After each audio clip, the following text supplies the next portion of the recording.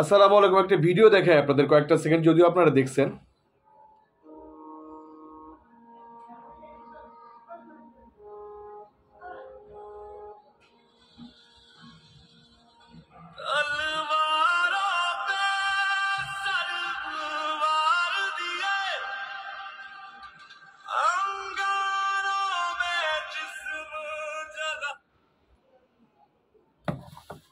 আর দেখাইলাম না, কারণ আপনারা বিশ্বাস করবেন কিনা জানি না।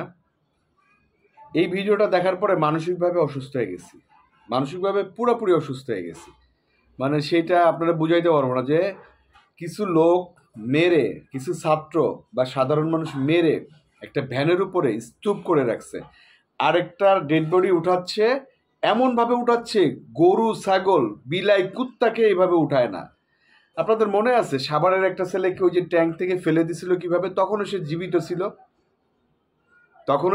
ছিল। নিচে যখন ফালাইছে, কোনো কুকুরকে এইভাবে ফালায় কিনা আমি জানি না, কোনো কুকুরকে, মানুষ না। একটা জিনিস আপনাদের বলি ভাই, আপনারা তো বলেন যে ভাই আপনি এতদিন কোনো কথা বলেন নাই কেন?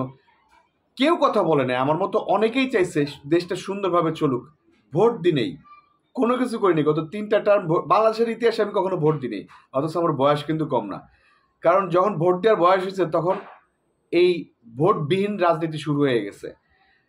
দেখেন, এই যে সরকারটা চেঞ্জ হলো, আমার মতো সাধারণ মানুষ কিন্তু সরকারের নিয়ে কোনো মাথাই ঘামায়নি। কারণ নিজের অধিকার, আমার বাড়ির ঘর, এগুলোই রক্ষা করতে পারতেছি না, তার মানে কেউ উঠাই নিয়ে যেতেছে তা না। বাড়িতে কে দেখবে? যার যার মতো নিতেছে। আমি একটা মাছের ঘের করতাম, আমার আব্বা করতো এই ঘেরটা। আমার একটা চাচা, উনারও ঘেরে শেয়ার ছিল এবং উনার জমি বেশি ছিল। গত 10 বছর ওই চাচার ছেলেটা করে আমার এই মাছের গেটটা। বিশ্বাস করবেন, গত 10 বছরে একটিবারের জন্য ফোন দেয়নি আমাকে। সে একা করছে গেটটায়, একা। এইবার আমি গেছি সেইখানে, যাওয়ার পরে আমি জাস্ট কিছু কথা জিজ্ঞেস করছি যে গত 10 বছর আমাকে কি কল দিচ্ছে, তোমাকে যে দায়িত্ব দেওয়া হয়েছে, দায়িত্ব কার কাছে দিচ্ছে? কয়েকটা কথা বলছি। গাত্রদাহ শুরু হয়ে গেছে, শরীরে জ্বালা পড়া শুরু হয়ে গেছে। এখানে অনেক ব্যাপার আছে যেগুলা, অনেক ঘটনা ঘটছে। নিজের ব্যাপারে বলি, বাইরের ব্যাপার না বলি। আমার মনে করেন নিজে লোক রাখছে, আমার ফেভারিট যে লোকগুলা এগুলার সাথে খারাপ ব্যবহার করছে। আমার ফেভারিট যে লোকগুলো, এগুলাকে ধরেন মাছ বিক্রি করতে পাঠাইছে এক জায়গায়, এদিক থেকে তার ফেভারিট লোকজনদের দিয়ে সে কি করছে সে জানে। মনে করেন একজনের অধীনে এক এক ওচল, আমরা বলি গ্রামের দেশে ওচল, 10-12 কেজি, 15 কেজি, 20 কেজি করে পাচ্ছে। আমার লোকজনকে এক জায়গায় পাঠাই দিচ্ছে, সেইখানে কি হচ্ছে? সব তো তাদের লোক, কোনো হিসাব নেই। ধরবো আস্তে আস্তে সব ধরবো, সমস্ত হিসাব টান দিব।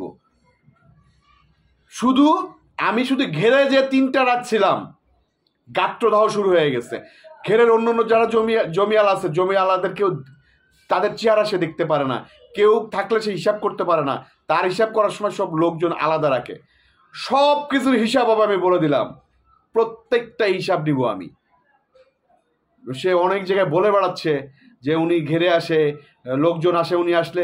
আরে আমি তো সারা জীবনই, আমার ঢাকা শহরে থাকলে আমার সাথে লোকজন থাকে না চোরের সাথে, বাটপারের সাথে, এদের সাথে লোক থাকে না। ভালো মানুষদের আশেপাশে লোকজন ঘোরে। প্রত্যেকটা হিসাব নিব, পই করে হিসাব নিব। ওই যে গ্রামীণ বিকাশের একটা দালাল আছে না, পই করে হিসাব নেব, বলে দিলাম।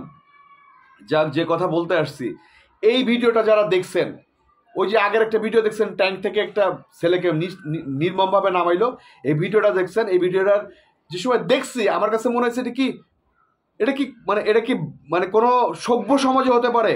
পরে ইনভেস্টিগেশন করে অনেক যারা করছে তারা পাইলো সাভারের ঘটনা। ওই দিন 6টা লাশ এই ভ্যানের উপর ছিল। যে পুলিশগুলো, এগুলারও ফ্যামিলি সব আওয়ামী লীগ। কারণ গত 10 বছরে আওয়ামী লীগের বাইরে কেউ নিয়োগ পায় নাই। ইভেন এইখানে অনেক মজার ঘটনা ঘটছে। পাপের শাস্তি তো পাইতে হবে ভাই। অনেক লোকজন আছে, মনে করেন আমার জেলা বাগেরহাট, আরেকজনের জেলা খুলনা, আরেকজনের জেলা রাজশাহী, রংপুর, বিভিন্ন জেলা। এরা গোপালগঞ্জের হয়ে অ্যাপ্লাই করছে, গোপালগঞ্জের হয়ে চাকরি দিছে। বাসটা খাবে এখন, সুবিধা বাসটা খাবে এখন। ভাই আমাদের মতো সাধারণ মানুষ, তারা তো আমরা বলি নাই যে হচ্ছে এই দাবি সেই দাবি। আমরা তো চাইছি দেশটা ভালো থাকুক। যখন দেখছি নিরস্ত্র ছাত্রদের উপরে আক্রমণ হয়েছে, একটা ছাত্রকে আপনি গুলি করতেছেন, সেই ছাত্রকে বলতেছেন দুষ্কৃতকারী গুলি করছে, সেই ছাত্র যখন দেখা দিচ্ছে ওই লোকটা গুলি করছে, তখন আপনারা বলতেছেন ওই লোকটা জামাত শিবির করে। আপনারা এটা বলছেন। আপনার এলিভেটেড এক্সপ্রেসে কেন হামলা হয়েছে আপনারা কি জানি বলে আপনার ওই মেট্রো রেল এক্সপ্রেসে হামলা হয়েছে ওইখানে যে কাঁদতেছেন, কিন্তু ছাত্রদের এখানে কাঁদতেছেন না। আর আমাদের ইন্ডাস্ট্রি কিছু কুলাঙ্গার, আমাদের ইন্ডাস্ট্রি কিছু অসভ্য, আমাদের ইন্ডাস্ট্রি কিছু দালাল, এরা যে বিটিভিতে কাঁদতেছে। কোনো স্টুডেন্ট মারা যেখানে যাচ্ছে, শত শত স্টুডেন্ট সেখানে যাচ্ছে না, স্টুডেন্ট মারা গেছে সেখানে কাঁদতেছে না, বিটিভি ওর বাপের জিনিস নষ্ট হয়েছে সেখানে যে কাঁদতেছে। ভাই, এই হত্যাকাণ্ডের বিচার হতে হবে। এর আরো অনেক হত্যাকাণ্ড ঘটছে, যে হত্যাকাণ্ডের বিচার হতে হবে। আজকে আমার মতো মানুষ, আমার একটা কথা মনে আছে, আমি জিম থেকে আসতেছি, লাল এই টুপিটা পরা, লাল একটা গেঞ্জি পরা, মিছিল চাইতেছে 4 তারিখের ঘটনা। আমি জানলা থেকে এমনভাবে লাফ দিছি, মনে হয় যেন আমার ভাই মারা গেছে। আমি লাফ দিয়ে মিছিলে অংশগ্রহণ করতেছি, জানলা থেকে পড়ে আমি গাড়ির নিচে পড়তে পারতাম, আমি চাকার নিচে পড়তাম, আমি আজকে কথা বলতে না পারতাম। এই সব হত্যাকাণ্ডের বিচার হতে হবে। আজকে যারা বলে পুলিশের পরে অত্যাচার, কারণ পুলিশকে দলীয় বাহিনী কারা করছে? স্টেট দলীয় বাহিনী করছে পুলিশকে, কারা করছে? এদের বিচার হইতে হবে। হ্যাঁ, নিরীহ পুলিশ মরছে। বাংলাদেশে মনে করেন 5 লক্ষ পুলিশ আছে, 50,000 হচ্ছে ঘোড়া সমর্থক। এরা আল্লাহ খুদাকে মানে না, এই দলকে মানত, তারাই ক্রাইমটাই করছে। এই তাদের জন্য এই যে নিরীহ কিছু, সবাই কি করাপ্টেড পুলিশ অফিসার? অবশ্যই না। কিছু কিছু আছে নিরীহ পুলিশ অফিসার, তারা মরছে। এই মৃত্যুর জন্য দায়ী কে? আমার র্যাবের এক ফ্রেন্ড, সে ইনবক্সে কাঁদতেছে, বলতেছে, আমার একটা ভিডিও বানাইছে, আমি দেখতে পারি নাই সেই ভিডিওটা। বলতেছে, ভাই আমি জীবনের সাধারণ পাবলিককে উপকার করবো না, করোনা অনেক উপকার করছি, দেখেন কি পরিমাণ হত্যাকাণ্ড। আমি বললাম, এই হত্যাকাণ্ডের জন্য দায়ী কে? পুলিশকে দলীয় বাহিনী কে বানাইছে? পুলিশকে কেন তারা ব্যবহার করছে? আজকে পুলিশ রাস্তায় ফ্যাল করে তাকায় থাকে, কোনো দায়িত্ব পালন করে না।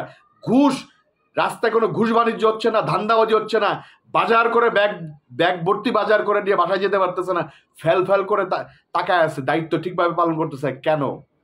মাল নাই, মজা নাই, 20-25 লক্ষ টাকা করে ঘুষ দিয়া পুলিশের চাকরি এই সরকার। আর 5টা বছর থাকে ইউনূসের সরকার, দেখবেন সোজা হয়ে গেছে, পুলিশের চাকরি কেউ জোর করে করবে না। এই সব নিরীহ মানুষদের যারা মারছে, এই হত্যাকাণ্ডের বিচার চাই।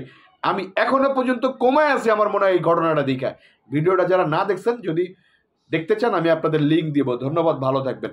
বিচার বহির্ভূত কোনো হত্যাকাণ্ড বাংলাদেশে চাই না।